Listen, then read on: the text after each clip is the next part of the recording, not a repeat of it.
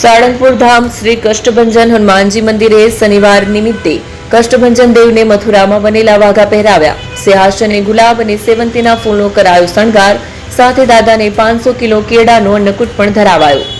સુપ્રસિદ્ધ યાત્રાધામ સાળંગપુર ધામ કષ્ટભંજન દેવ હનુમાનજી મંદિર ખાતે શાસ્ત્રી સ્વામી હરિપ્રકાશ દાસજીની પ્રેરણાથી તેમજ કોઠારી વિવેક સાગર દાસજી સ્વામીના માર્ગદર્શનથી હનુમાનજીને દિવ્ય શણગાર કરવામાં આવ્યો. દાદાના પરિસરમાં આવેલી યજ્ઞશાળામાં મારુતિ યજ્ઞનું આયોજન કરાયું.